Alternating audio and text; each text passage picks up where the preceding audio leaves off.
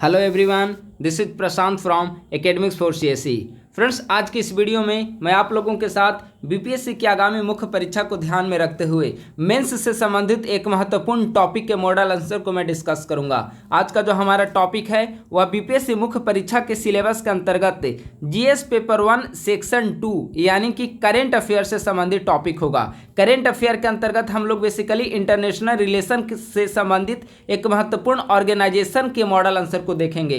तो आज का जो हमारा टॉपिक है वह है बिम्स्टेक। ठीक है, हमने प्रश्न को इस तरह से फ्रेम किया है कि बिम्स्टेक से संबंधित जितने भी डायमेंशन हो सकते थे वे सारे डायमेंशन इस प्रश्न में कवर हो जाएंगे। और चूंकि इस प्रश्न में जब सारे डायमेंशन कवर हो जाएंगे तो इसका जो मॉडल आंसर अंदर लिखा हुआ है जो मैं डिस्कस करूंगा उसमें सारे डायमेंशन बिम्स्टेक के जो भी हो सकते हैं लगभग सारे डायमेंशन इसमें कवर हो चुके हैं। अलग से आपको कुछ भी मेहनत करने की आवश्यकता नहीं पड़ेगी अगर आप लोग इस वीडियो को ध्यान से सुन लेंगे तो आइए प्रश्न को सबसे पहले हम लोग देखते हैं।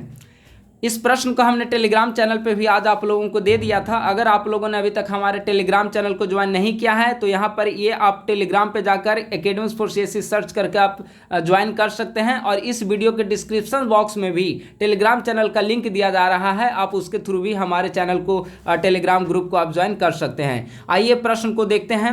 हमारा जो आज का मॉडल आंसर है उस मॉडल आंसर का प्रश्न है, हाल ही में बिम्स्टेक के संपन्न 5वें शिखर सम्मेलन के महत्वपूर्ण बिंदुओं पर चर्चा करें। यानी कि प्रश्न का पहला डायमेंशन कह रहा है कि हाल ही में जो बिम्स्टेक की 5वीं शिखर सम्मेलन आयोजित की गई श्रीलंका की राजधानी कोलंबो में, तो उसके महत्वपूर्ण जो बिंदु हुए, क्या क्या किन किन महत्वपूर्ण विषयों पर निर्णय लिए गए हैं, उन महत्वपूर्ण विषयों पर चर्चा करें।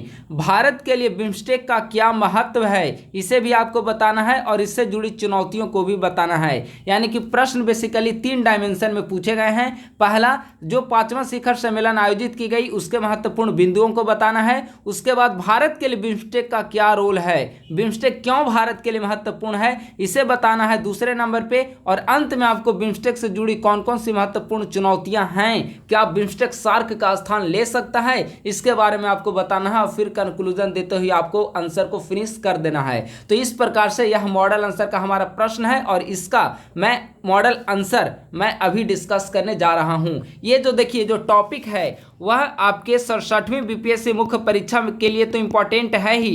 इसके अलावा अभी जो हाल ही में बीपीएससी के द्वारा मुख्य परीक्षा आयोजित कराए जाने हैं, जैसे ऑडिटर की मुख्य परीक्षा भी होने वाली है संभवतः 2 नवंबर से, 5 नवंबर से AAO की भी मेंस एग्जाम होने वाली है। इसके अलावा 68वीं बीपीएससी मुख्य परीक्षा के लिए भी यह टॉपिक महत्वपूर्ण होने वाला है। क्यों?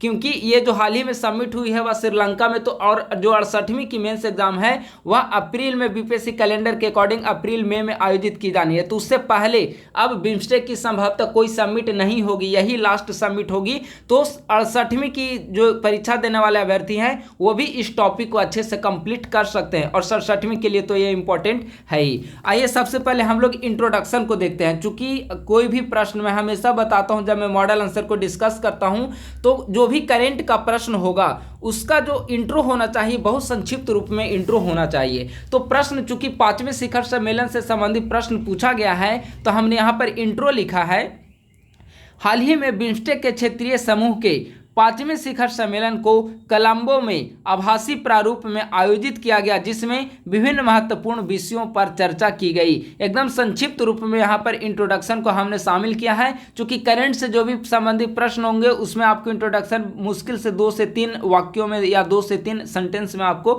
2 से 3 लाइन में आपको इंट्रोडक्शन लिखनी होगी। तो चूंकि हाल ही में यह सम्मेलन हुई है तो सबसे बेहतर इंट्रोडक्शन यही हो सकता है कि हाल ही में इसके सम्मेलन आयोजित की गई जिससे महत्वपूर्ण वैश्विक और क्षेत्रीय मुद्दों पर विचार विमर्श किया गया। देखिए ये जो सम्मेलन है वह आभासी रूप में भी हुई है, औपचारिक और अनौपचारिक दोनों रूपों में हुई है, तो आप लोग इसका ध्यान रखेंगे। ठीक है, तो यह हमने इंट्रोडक्शन को डिस्कस किया। अब हम लोग बिम्स्टेक के बारे में, संगठन के बारे में थोड़ा बहुत जानते हैं और मैप से हम लोग समझेंगे कि बिम्स्टेक की जो भौगोलिक अवस्थिति है वह क्या है और बिम्स्टेक में कौन कौन से महत्वपूर्ण देश इसके सदस्य के रूप में यहाँ पर शामिल हैं। तो बिम्स्टेक एक क्षेत्रीय बहुपक्षीय संगठन है जिसकी स्थापना वर्ष 1997 में की गई थी। इसकी स्थापना में जिस देश की सबसे ज़्यादा महत्वपूर्ण रही है वह देश का नाम है थाईलैंड की बहुत महत्वपूर्ण भूमिका रही है और यही थाईलैंड की जो बैठक हुई थी थाईलैंड में, उसे बैंकॉक घोषणा पत्र के नाम से जाना जाता है। और इसी बैंकॉक घोषणा पत्र के आधार पर 1997 ईस्वी में बिम्स्टेक नामक एक क्षेत्रीय बहुपक्षीय संगठन की आधारशिला रखी गई थी। बिम्स्टेक की स्थापना क्षेत्रीय सहयोग की दिशा में एक महत्वपूर्ण कदम है। क्षेत्रीय सहयोग की दिशा में कैसे कदम है वो जब हम लोग डायग्राम को देखेंगे तो आपको स्पष्ट हो जाएगी। इसमें कुल 7 सदस्य देश हैं, बांग्लादेश, भारत, म्यांमार, श्रीलंका, थाईलैंड, नेपाल एवं भूटान, ये 7 सदस्य हैं। यहाँ पर देखिए मैप से हमने सदस्य देशों को डिफाइन करने की कोशिश की है। आप इससे बेहतर भी डायग्राम बना सकते हैं, हमने यहाँ पर अपनी सुविधा अनुसार डायग्राम को बनाया है। देखिए इसके 7 सदस्य देश हैं। पहला है भारत, श्रीलंका, बांग्लादेश, म्यांमार, थाईलैंड, भूटान और नेपाल, ये 7 मेंबर कंट्रीज हैं। अब मेंबर कंट्रीज का नाम आप लोग कैसे याद रखेंगे, क्योंकि 7 देश, अब जैसे कि आसियान भी आपको पढ़नी है, बिम्स्टेक भी पढ़ना है, सार्क भी पढ़ना है, ब्रिक्स भी पढ़ना है, कई सारे अंतर्राष्ट्रीय संगठन आपको कवर करने हैं। तो उन सभी अंतर्राष्ट्रीय संगठन के सदस्य देशों का नाम आप कैसे याद रखेंगे, इसको आपको ट्रिक से याद करना होगा। तो आप इसको याद करने के लिए, चूंकि बिम्स्टेक का नाम देखिए इंग्लिश में अगर लिखें तो BIMSTEC, यह बिम्स्टेक का नाम होता है, ठीक है, इंग्लिश में। यहाँ पर फुल फॉर्म लिखने की आवश्यकता नहीं है, आप ये सब छोटे जो फैक्चुअल डेटा है उसे आप लोग एग्जाम में नहीं लिखेंगे, तो इसका फुल फॉर्म लिखने की कोई आवश्यकता नहीं है, ठीक है। तो जो बिम्स्टेक है वह सदस्य देशों को आप कैसे याद रखें, तो आप याद रखें B फॉर भूटान, एक सदस्य देश हो गया Bhutan, I for India, M for Myanmar,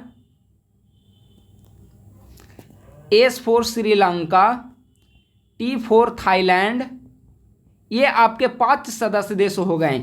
इसके अलावा जो 2 देश बच गया वह नेपाल और बांग्लादेश, ठीक है।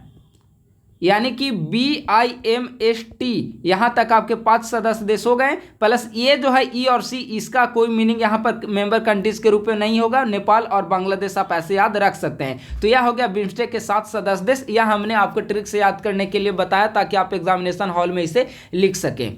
तो अब आते हैं प्रश्न पर। इसे हमने थोड़ा सा इंट्रोडक्शन को देखा, थोड़ा हमने मैप को यहाँ पर मैप के जरिए समझा कौन कौन से सदस्य देश हैं। अब डायरेक्ट हम लोग प्रश्न पर आते हैं, जो कि प्रश्न पूछा गया है 5वें शिखर सम्मेलन की महत्वपूर्ण बातों को लिखना है। तो बिम्स्टेक देशों का 5वां शिखर सम्मेलन 28 से 30 मार्च 2022 को श्रीलंका की राजधानी कोलंबो में संपन्न हुआ। और चूंकि जिस जगह पर संपन्न किया जाता है उसे आप डायरेक्ट कोलंबो घोषणा पत्र, चूंकि कोलंबो में संपन्न हुआ है तो आप यहाँ पर डायरेक्ट लिख सकते हैं कोलंबो घोषणा पत्र, आप इसे डायरेक्ट यहाँ पर कवर कर सकते हैं, ठीक है। कोलंबो घोषणा पत्र के नाम से इसे जाना गया, जिसकी theme towards a resilient region, prosperous economies, healthy people था। यानी कि 5th जो समिट बिम्स्टेक की आयोजित की गई है वह 5th समिट की यह थीम थी। तो आपको थीम को याद रखना है, कब आयोजित की गई, डेट को आप कम से कम मार्च 2022 को याद रखें और कहां पर आयोजित की गई इसे याद रखें, और इससे आपकी एक फ्रेमिंग बन जाएगी कि 5वें शिखर सम्मेलन के बारे में कौन कौन सी महत्वपूर्ण बातें हैं।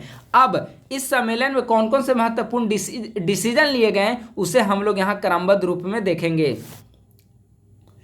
बिम्स्टेक के 5वें शिखर सम्मेलन की मुख्य बातें इस प्रकार हैं। पहला, सबसे महत्वपूर्ण है, सबसे इंपॉर्टेंट, आप इस बात को एग्जामिनेशन में सबसे पहले पॉइंट पर आपको लिखने होंगे।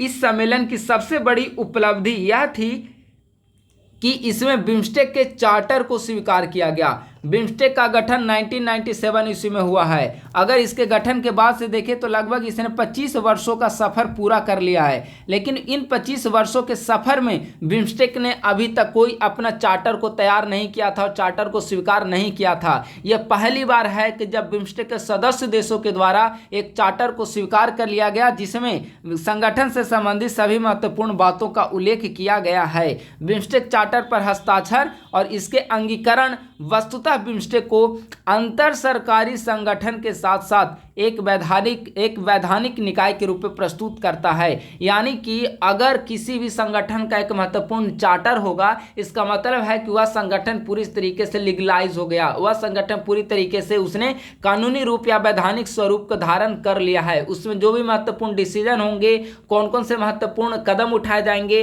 कौन सा देश किस चीज पर फोकस करेगा, इन सभी बातों का इस चार्टर में उल्लेख होगा। कैसे हमें महत्वपूर्ण आर्थिक साझेदारी को भी बढ़ावा देना है, इन सभी महत्वपूर्ण चीजों का इसमें संकलन किया होता है। इसीलिए बिम्स्टेक संगठन के चार्टर को स्वीकार करते ही यह माना गया कि बिम्स्टेक को एक वैधानिक निकाय के रूप में दर्जा प्रदान कर दिया गया है। ऐसा नहीं है कि पहले बिम्स्टेक संगठन था ही नहीं, बिम्स्टेक संगठन था लेकिन उसका चार्टर नहीं था, और अगर उसका एक चार्टर नहीं होगा तो एक वैधानिक निकाय के रूप में उस पर सवाल खड़े होंगे। लेकिन चार्टर को स्वीकार करके इसे खत्म कर दिया गया और एक बिम्स्टेक को वैधानिक स्वरूप बनाने के रूप में इसे कदम बढ़ाया गया है। दूसरा महत्वपूर्ण डिसीजन है बिम्स्टेक देशों के मध्य संपर्कता को बढ़ाने के लिए चरणबद्ध रूप से एक रूपरेखा प्रस्तुत की गई है। देखिए, एक महत्वपूर्ण यहाँ पर मैं एग्जाम्पल के जरिए आपको बताने की कोशिश करता हूँ किस प्रकार से भारत जो है वह कनेक्टिविटी पर फोकस कर रहा है। कनेक्टिविटी जो है वह बिम्स्टेक में कनेक्टिविटी को बढ़ाने के लिए भारत भी काफ़ी ज़्यादा फोकस कर रहा है। भारत ने एक कॉन्सेप्ट लाया है, अभी हालांकि इसे मूर्त रूप दिया जाना बाकी है, आप इसका ध्यान रखेंगे। BBIN का मतलब हो गया B for Bhutan, B for Bangladesh, मैं यहाँ पर बांग्ला लिख दे रहा हूँ, I फॉर इंडिया यानी कि भारत, और N फॉर नेपाल। चूंकि ये चारों देश जो हो गए BBIN, वे सारे बिम्स्टेक के सदस्य देश हैं। तो भारत की कोशिश है कि सदस्य देशों के मध्य हम लोग साझेदारी के माध्यम से वहां पर जो यातायात से संबंधित कनेक्टिविटी है उसको पर फोकस करें, और इसीलिए भारत ने इसका प्रस्ताव रखा है कि BBIN के जरिए हम इंफ्रास्ट्रक्चर के साथ साथ एक कनेक्टिविटी को डेवलप करने पर फोकस करेंगे। सिर्फ यही नहीं, भारत की एक और कोशिश है कि इसके साथ साथ म्यांमार और थाईलैंड को जोड़ा जाए।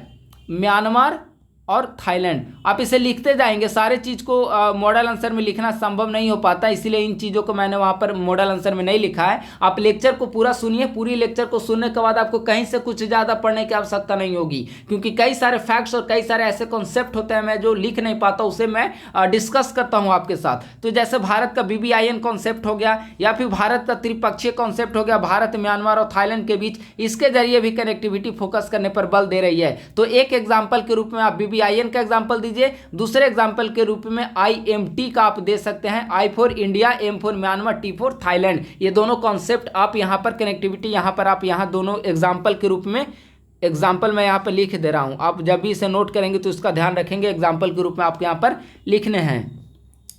तीसरा जिस महत्वपूर्ण चीज पर इस पर फोकस किया गया, संगठन की गतिविधियों को प्रभावी रूप से चलाने के लिए सचिवालय को मजबूत बनाने पर बल दिया गया। अभी भी बिम्स्टेक का सचिवालय वर्क कर रहा है, लेकिन एक छोटा सा इसका मुख्यालय, अगर आप देखेंगे तो बिम्स्टेक का बहुत छोटा सा इसका मुख्यालय है। लेकिन अब बिम्स्टेक देशों के द्वारा निर्णय लिया गया है कि हमें इस छोटा सा जो सचिवालय है, छोटा हमारा जो हेडक्वार्टर सेक्रेटेरिएट है, सचिवालय है, उसको बड़े स्तर पर अब हमें रूप देना होगा, ताकि सदस्य देशों के मध्य गतिविधियों को बढ़ावा दिया जा सके और एक दूसरे के मध्य साझेदारी को बढ़ा सकें। इसके लिए भारत के द्वारा पहल की गई और $1 मिलियन की आर्थिक सहायता भारत के द्वारा दी गई, और कहा गया कि आप मतलब बिम्स्टेक सदस्य देश जो है वह सचिवालय का बड़े स्तर पर इसकी रूपरेखा तैयार करें, सचिवालय को बड़े आधार पर विकसित किया जाए, ताकि हम कनेक्टिविटी को बढ़ावा दे सके और सार्क का जो स्थान है वह बिम्स्टेक को दिला सके। ठीक है, तो यह एक महत्वपूर्ण डिसीजन लिया गया है, आपको इससे भी मेंशन करना होगा।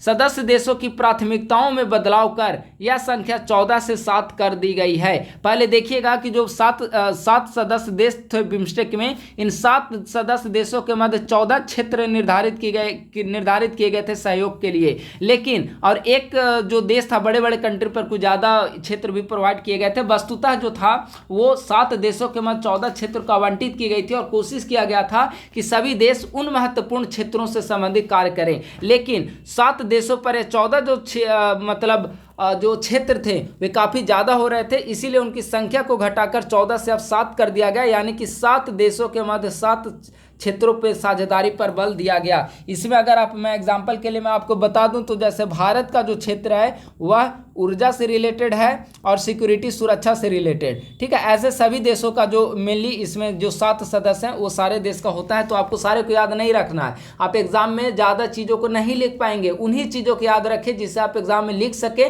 और बहुत इंपॉर्टेंट हो लिखना। तो ये ज़्यादा इंपॉर्टेंट नहीं है तो आप इसको छोड़ सकते हैं यहाँ पर। इसके अलावा पहली बार बिम्स्टेक में 3 नए क्षेत्रों में आपसी समझौते किए गए, आपसी सहमति दिलाई गई। पहला है आपराधिक मामला, दूसरा है राजनयिक प्रशिक्षण और तीसरा है प्रौद्योगिकी हस्तांतरण। प्रौद्योगिकी हस्तांतरण मतलब सभी एक दूसरे जो सदस्य देश हैं वे टेक्नोलॉजी का ट्रांसफर करेंगे।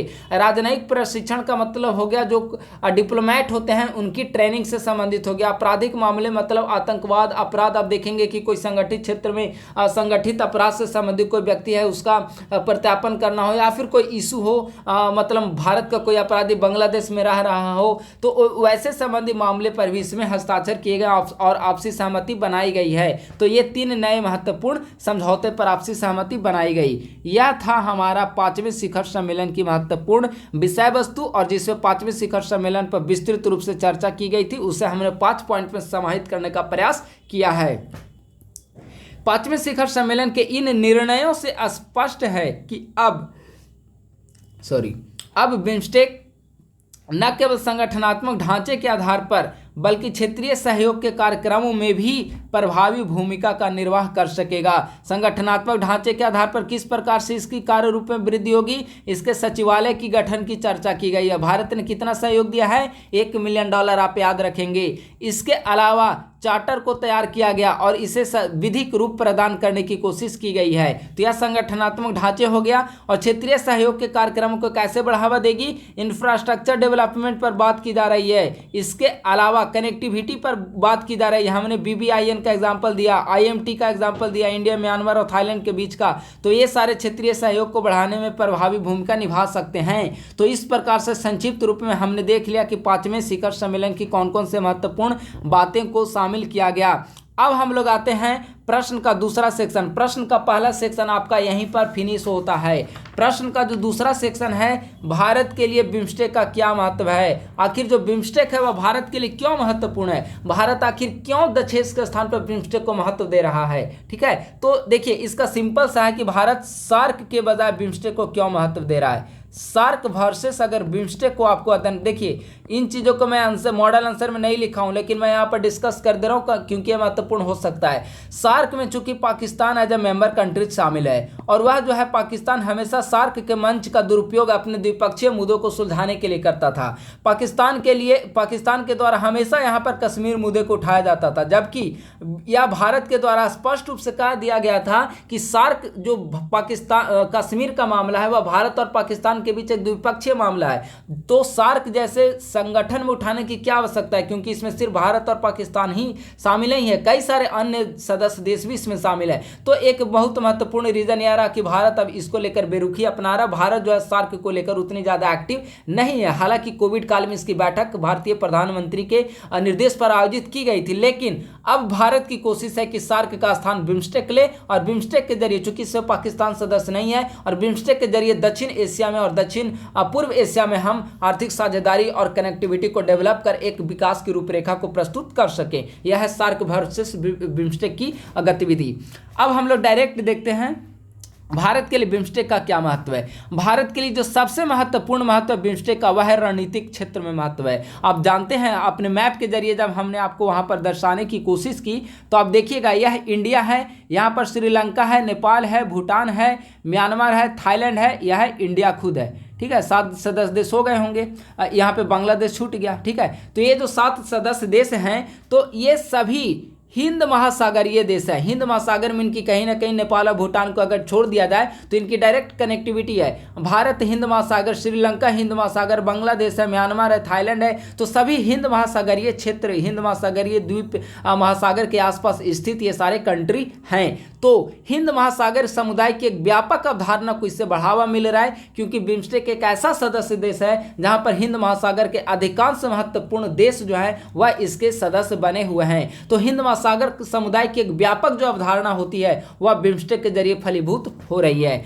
दूसरा महत्वपूर्ण महत्व है वह है इकोनॉमिक महत्व। आप जानते हैं कि भारत एक काफ़ी ज़्यादा एक इमर्जिंग इकोनॉमी के रूप में भारत एक विश्व में स्थापित हो चुका है और हो रहा है। ऐसी स्थिति में यह आवश्यक है, भारत को अपने उत्पाद को बेचने के लिए नए मार्केट की भी आवश्यकता है। तो भारत चाहता है कि हम अन्य देशों के साथ आयात निर्यात और आर्थिक गतिविधियों को बढ़ावा दें। तो इसके लिए क्या होगा कि हमें नए नए कंट्री और नए ऐसे गठजोड़ करने होंगे। तो भारत चाहता है कि हम बिम्स्टेक के साथ इकोनॉमी आधार पर हम अपने जो कंट्रीब्यूशन है और इकोनॉमी आधार पर जो ट्रेड है हम उसको डेवलप करें और दक्षिण पूर्व और दक्षिण एशियाई देशों के विकास में अपनी महत्वपूर्ण भूमिका को निभा सकें। देखिए यहाँ पर इसे हमने लिखा है दक्षिण पूर्व एशियाई देशों में, यहाँ पर हमने लिखा है दक्षिण पूर्व एशियाई बाजारों के साथ संपर्क स्थापित करने में यह सहायक है। इसके अलावा बंगाल की खाड़ी में उपलब्ध हाइड्रोकार्बन भंडार का भी दोहन करने में बिम्स्टेक के जो सदस्य कंट्री है वे सहायक हैं। तीसरा है क्षेत्रीय सहयोग। क्षेत्रीय सहयोग का मतलब होता है कनेक्टिविटी। आप यहाँ पर देखिए, मैं नीचे कर दे रहा हूँ ताकि आप लोगों को पढ़ने में सुविधा हो। दक्षिण एवं दक्षिण पूर्व एशिया के बीच एक सेतु का काम करता है। दक्षिण एशिया का मतलब क्या हो गया? दक्षिण एशिया का मतलब हो गया सार्क मेंबर और दक्षिण पूर्व एशिया का मतलब क्या हो गया? ASEAN member. हालांकि सार्क के सारे कंट्रीज के मेंबर नहीं है और आसियान के सारे कंट्री भी बिम्स्टेक के मेंबर नहीं है, लेकिन जो भी महत्वपूर्ण कंट्री हैं वे, चूंकि सार्क में जो महत्वपूर्ण सदस्य देश हैं वे कहाँ स्थित हैं? दक्षिण एशिया में, दक्षिण एशिया। आसियान के जो महत्वपूर्ण सदस्य हैं वे कहाँ स्थित हैं? दक्षिण पूर्व एशिया में स्थित हैं। तो इन दोनों के मध्य एक पुल का काम करता है और इन दोनों के मध्य एक सेतु बनाने का काम करता है। कौन सा? बिम्स्टेक। यानी कि आसियान और सार्क और आसियान के दोनों को का एक तरह से आप कह सकते हैं दोनों का सम्मिश्रित स्वरूप बिम्स्टेक है, क्योंकि आसियान के कुछ मेंबर बिम्स्टेक में शामिल हैं और सार्क के भी कुछ मेंबर बिम्स्टेक में शामिल हैं। हालांकि आपको ऐसे शब्द का प्रयोग एग्जाम्पल में नहीं करना है वहां पर कि दोनों के सदस्य शामिल है, लेकिन इन दोनों के बीच एक सेतु का काम, एक पुल का काम कर रहा है हमारा बिम्स्टेक संगठन। तो यह क्षेत्रीय सहयोग को बढ़ावा। अगला है हिंद महासागरीय क्षेत्र में चीन के बढ़ते प्रभाव का संतुलन। देखिए, चीन का प्रभाव जो है इसमें कोई दो राय नहीं है कि चीन का प्रभाव हिंद महासागरीय देश में बढ़ रहा है। हमने जो प्रीवियस वीडियो को डिस्कस किया था हिंद प्रशांत क्षेत्र वाला, उसमें हमने विस्तृत रूप से इसमें आपको बताया था कि किस प्रकार से चाइना का हस्तक्षेप हिंद महासागरीय द्वीपीय देश में बढ़ रहा है। चाहे वह पाकिस्तान का ग्वादर बंदरगाह का डेवलपमेंट हो, श्रीलंका का हबनटोटा हो, जिबूती में आपका नौसैनिक अड्डे के विकास करना हो, म्यांमार में डेवलपमेंट प्रोजेक्ट हो, कई सारे ऐसे देश हैं जहां पर चाइना का हस्तक्षेप बढ़ रहा है। और चाइना के बढ़ते हस्तक्षेप के मद्देनजर बीआरआई को काउंटर करने के लिए, बीआरआई को संतुलित करने के लिए हिंद महासागर क्षेत्रों के बीच बिम्स्टेक का संगठन एक महत्वपूर्ण भूमिका निभा सकता है। तो ऐसी स्थिति में बिम्स्टेक का महत्व भारत के लिए काफी ज्यादा व्यापक हो जाता है। तो यहाँ पर हमने प्रश्न के दूसरे डायमेंशन को डिस्कस किया। इसी से मिलता जुलता एक डायमेंशन है जो मैं यहाँ पर लिख दिया हूँ। जब बिम्स्टेक का महत्व आए तो आप इसे वहां पर लिख सकते हैं। आखिर बिम्स्टेक में भारत का क्या इंटरेस्ट है? वो तो हमारा महत्व हो गया कि बिम्स्टेक हमारे लिए क्यों महत्वपूर्ण है, लेकिन अब हम लोग देखते हैं कि भारत का क्या इंटरेस्ट है बिम्स्टेक के साथ। तो आप जानते हैं कि भारत के द्वारा फॉरेन पॉलिसी के अंतर्गत 1992 ईस्वी में एक पॉलिसी लाई गई थी। उस पॉलिसी को लुक ईस्ट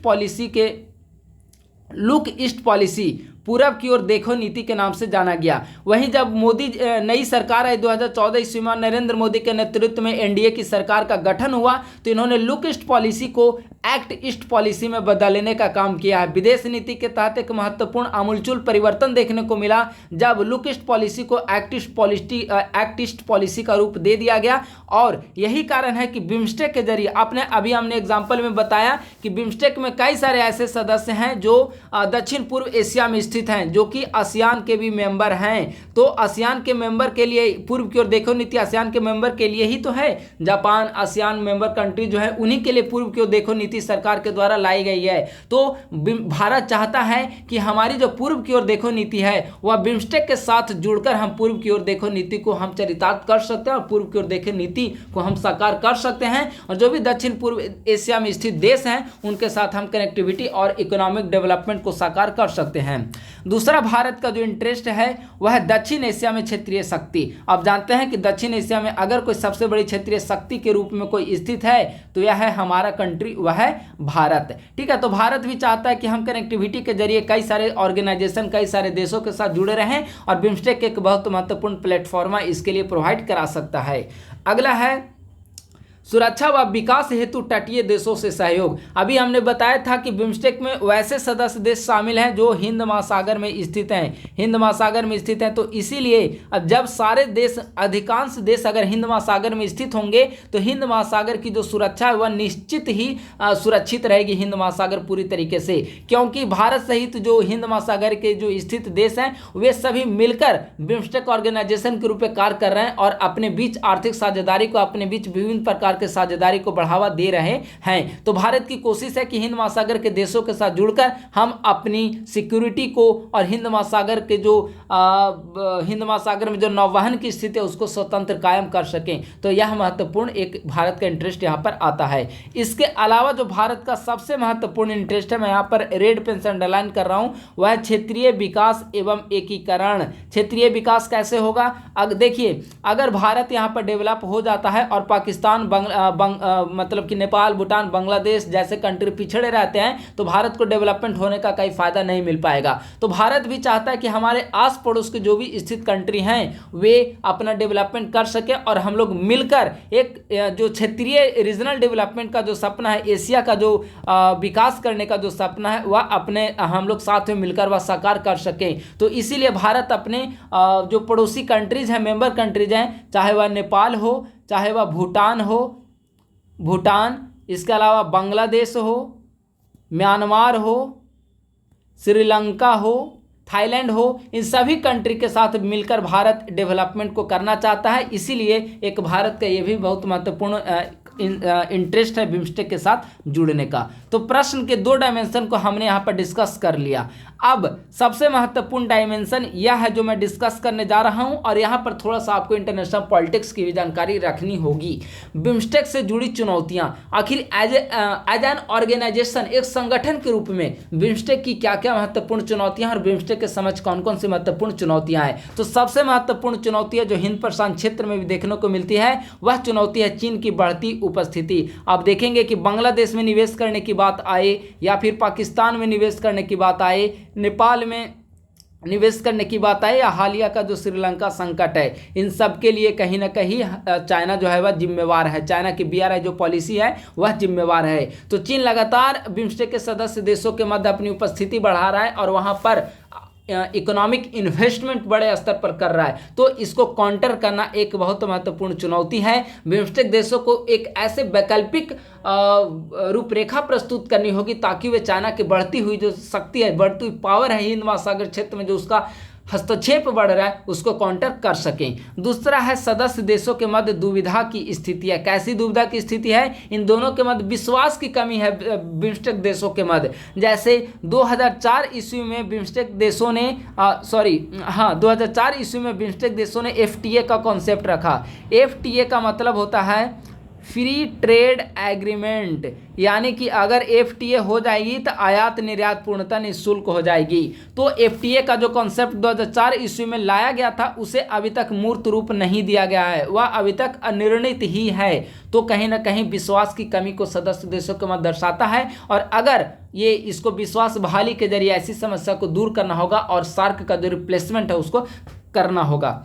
अपर्याप्त अवसंरचनात्मक विकास, अभी हमने इसकी घोषणा पत्र में भी डिस्कस किया कि एक महत्वपूर्ण घोषणा पत्र है कि हम कनेक्टिविटी पर बल देंगे। इसीलिए भारत के द्वारा BBIN का कॉन्सेप्ट और IMT का कॉन्सेप्ट भारत के द्वारा लाया गया है। तो अपर्याप्त अवसंरचनात्मक विकास है, कई सारे देशों की एक कोशिश है कि हम इसे कनेक्टिविटी के जरिए से हाल ही में मतलब जल्द से जल्द दूर करें और 5वां जो शिखर सम्मेलन आयोजित की गई इसका एक बेहतर नमूना, बेहतर उदाहरण हो सकता है। चीन विरोधी छवि के निर्माण से बचना। देखिए, चीन का विरोध करना, बिम्स्टेक के हर सदस्य देश समझते हैं कि हमें चीन का विरोध करना और चीन का जो निवेश बढ़ रहा है उसको रोकना है, लेकिन कोई भी देश चीन का प्रत्यक्ष रूप से विरोध करने का जो मतलब करने के लिए जिम्मेवार नहीं बनना चाहता है। हर कोई देश चीन की क्षमता को, चीन की शक्ति से अवगत है। बिम्स्टेक संगठन भी चीन का विरोध नहीं करना चाहता। कारण यह है कि बिम्स्टेक का गठन चीन के विरोध में नहीं हुआ है, बल्कि आर्थिक एकीकरण को बढ़ावा देने के लिए किया है। तो प्रत्यक्ष नहीं, अप्रत्यक्ष रूप से ही सही हमें चाइना का, चूंकि देखिए मेन पर्पस है, हमने एक बताया कि चीन की बढ़ती उपस्थिति एक महत्वपूर्ण चुनौती है, लेकिन हमें डायरेक्टली चीन के विरोध से बचना होगा, ताकि चीन के साथ भी हम जो भी सदस्य कंट्री है उनका इकोनॉमिक डेवलपमेंट हो सके और चाइना भी वहां पर निवेश करके आधारभूत संरचनाओं का विकास करे एक लिमिट स्तर तक। बढ़ती गंभीर सुरक्षा जोखिम एक महत्वपूर्ण चुनौती है। समुद्री डकैती की स्थिति यहां पर बढ़ रही है। क्यों समुद्री डकैती की स्थिति बढ़ेगी? क्योंकि सारे जो अधिकांश मेंबर देश हैं वे सभी हिंद महासागर के तटीय देश हैं। भारत हो, श्रीलंका, हालांकि भारत में समुद्री डकैती की स्थिति उतनी नहीं है। श्रीलंका हो, म्यांमार, थाईलैंड वगैरह जो है वो भी हिंद महासागर में स्थित हैं और कई सारे देशों में ये समुद्री डकैती की स्थिति विद्यमान है। आतंकवाद से लगभग सभी देश जूझ रहे हैं और इसका सबसे बेहतर एग्जाम्पल भारत है। बिम्स्टेक के सभी देशों के मध्य एक साझेदारी बन चुकी है आतंकवाद का विरोध करना, और इस पर सभी देश मिलकर इस पर कार्य कर रहे हैं। तो यह बिम्स्टेक से संबंधित महत्वपूर्ण चुनौतियां हैं। प्रश्न का जो 3 डायमेंशन था उन तीनों डायमेंशन को हमने यहाँ पर डिस्कस कर लिया है। एक संक्षिप्त में मैं यहाँ पर बता रहा हूँ कौन कौन सा महत्वपूर्ण डिस्कशन का बिंदु था। पहला डिस्कशन का बिंदु था 5वां शिखर सम्मेलन। दूसरा महत्वपूर्ण बिंदु था भारत के लिए बिम्स्टेक का क्या महत्व है और बिम्स्टेक में भारत का क्या इंटरेस्ट है। तीसरा महत्वपूर्ण था बिम्स्टेक की समझ कौन कौन सी महत्वपूर्ण चुनौतियां हैं। मुझे लगता है कि बिम्स्टेक से संबंधित जितने भी सेक्शन होने चाहिए वह डिस्कस हो चुके हैं। इसके अलावा सार्क वर्सेस बिम्स्टेक को भी हमने लेक्चर के रूप में डिस्कस किया, हालांकि उसका हमने इसमें मेंशन नहीं किया है। जो भी लोग हमारे पूरे वीडियो को देखेंगे वे इससे लाभान्वित अवश्य होंगे। अब हम लोग निष्कर्ष के जरिए हम लोग इस मॉडल आंसर डिस्कशन को पूरे फिनिश करेंगे। ठीक है, निष्कर्षतः यह कहा जा सकता है कि दक्षेश की असफलता के बाद दक्षिण एशिया व दक्षिण पूर्व एशियाई देशों के मध्य सहयोग व समन्वय की दिशा में बिम्स्टेक ने उल्लेखनीय प्रगति की है। बंगाल की खाड़ी को संपर्क, समृद्धि, सुरक्षा के सेतु के रूप में स्थापित करने के लिए इसके सदस्य देशों के बीच एकजुटता एवं सहयोग अत्यंत आवश्यक है। तो इस प्रकार से हम लोग देखिए एक भविष्य में एक हमने भविष्य के लिए किस प्रकार से आशाएं बनी हुई है बिम्स्टेक के अंतर्गत उसे निष्कर्ष में हमने दर्शाया है, और मेनली निष्कर्ष भी यही होनी चाहिए। निष्कर्ष में आपको भविष्य की रूपरेखा को बताना चाहिए और हमने यहाँ पर बताया कि बंगाल की खाड़ी में कनेक्टिविटी को बढ़ाना है, प्रोस्पेरिटी को बढ़ाना है या फिर सिक्योरिटी को बढ़ाना है। उसके लिए सदस्य देशों के मध्य एकजुटता को बढ़ावा देना होगा और सदस्य देशों के मध्य जो कॉपरेशन है, सहयोग की स्थिति है, उसको भी बढ़ावा देना होगा। तभी जो है बिम्स्टेक के जरिए हम दक्षिण एशिया और दक्षिण पूर्व एशिया के देशों के विकास का जो सपना है वह साकार कर सकेंगे। तो दोस्तों इस प्रकार से आज 67वीं बीपीएससी मुख्य परीक्षा से संबंधित एक बहुत ही महत्वपूर्ण प्रश्न का हमने मॉडल आंसर डिस्कस किया है। हम उम्मीद है कि ये मॉडल आंसर आपको बहुत पसंद आएगी। आप अपने दोस्तों के साथ इस टेलीग्राम जो ये हमारा वीडियो है, हमारे यूट्यूब चैनल है, उसका लिंक अवश्य शेयर करें ताकि अधिक से अधिक संख्या में अभ्यर्थियों के पास हमारी यह चैनल की पहुँच हो सके और अधिक से अधिक संख्या में बीपीएससी के अभ्यर्थी हमारे चैनल का फायदा उठाकर अपने मेंस परीक्षा में सफलता प्राप्ति के सपने को साकार कर सके। बहुत ही जल्द एक नई वीडियो नए मॉडल आंसर के साथ मैं आप लोगों के साथ उपस्थित होऊंगा। तब तक के लिए बहुत बहुत धन्यवाद। Thank you so much.